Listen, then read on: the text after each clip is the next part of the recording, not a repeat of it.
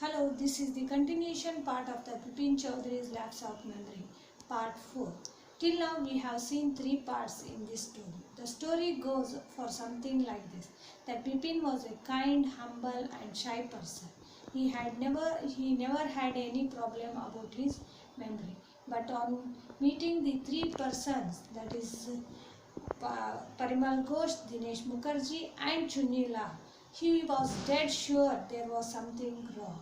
He could be possible forget a major incident like a Ranchi trip of his life. He was completely shocked because after being confirmed by the 3 persons, separate people, he was completely taken aback. He went to a doctor who prescribed a medicine and then also advised him to go for Ranchi so that he can recall of some of the incidents which took place in the October 1958. Now the fourth part which we deal with today, what happened to him when he was in the Ranchi, how did he feel and what conclusion he will come we will come to know at the end of the story. Now let's move to the reading schedule. Getting off the train at Ranchi next morning, he realized at once that he had never been there before. He came out of the station, took a taxi and drove around the town for a while. He realized that the streets, the buildings, the hotels, the bazaars, the Morbadi hill, with none of these had he the slightest acquaintance. Would a trip to the Woodrow Falls help? He did not believe so, but at the same time, he did not wish to live with a feeling that he had not tried enough. So he arranged for a car and left for Woodrow in the afternoon.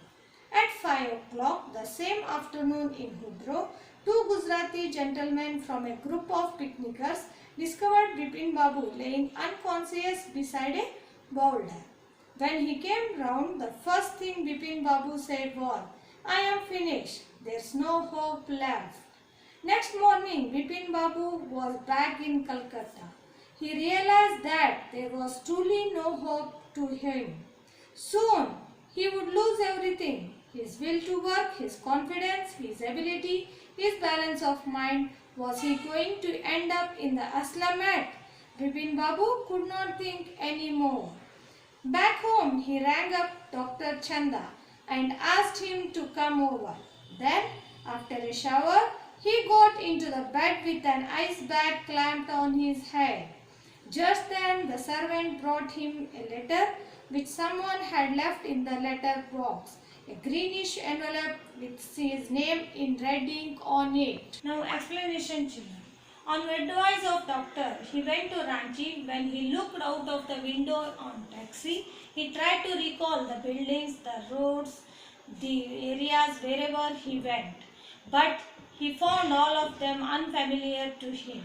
Then he thought of going to Woodrow Falls, which he believed that it might help to recall something about the falls. When he went there, after a while, he fell unconscious.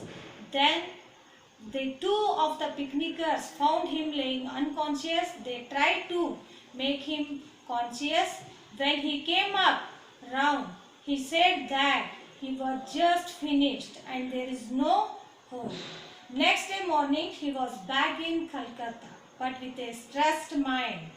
And he was depressed because he thought that what will happen and something went wrong. Probably a kind of memory loss. And when he would become of him, he may lose his job, his confidence, and his ability and his respect in the society. He might end up in a asylum where he will die and no one even look after him. He did not know what to do. He became completely depressed, called Dr. Chanda and told him to come over and meet him. Just then, a servant came and gave him a green envelope with a name in the red on it. Let's see what is there in the letter. Reading children. The name, it said urgent and confidential. In spite of his condition, Bipin Babu had a feeling that he ought to go through the letter. He tore open the envelope and took out the letter. This is what he read. Dear Bipin, I had no idea that affluence would bring about a kind of change in you that it has done. Was it so difficult for you to help out an old friend down on his luck? I have no money, so my resources are limited. What I have is imagination, a part of which I used in retribution of your unfeeling behavior. Well, you will be all right again now. A novel I have written is being considered by a publisher. If he likes it enough, it will see me through the next few months. Yours, Chunni Lal. When Dr. Chanda came, Bipin Babu said, I am fine. It all came back as soon as I got off the train at Ranchi. A unique case, said Dr. Chanda. I shall certainly write about it in a medical journal. The reason why I sent for you, said Bipin Babu, is that I have a pain in the hip from a fall I had in Ranchi. If you could prescribe a painkiller. Now, explanation children. Bipin Babu opened the letter and that was written by Chunni Lal. Reading what he had written. Now let's see.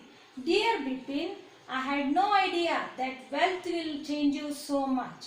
When I was under bad condition or undergoing had my bad luck, you did not help me to give me a job. Enough money, but I have imagination. So whatever you have undergone now, whatever you have experienced about the Ranchi trip is just a part about his mental condition. But what could be done now? Bipin Babu learned a lesson, and as he was thinking about all this, Paresh Chanda entered the room. But Bipin Babu was so embarrassed that he could not tell what the real condition was, what the real case was. So he just told him that he had fallen in the Ranchi and he has pain in the hips and it was so paining so much. So to cover up, Bipin Babu could only ask for a few painkiller on that hip pain.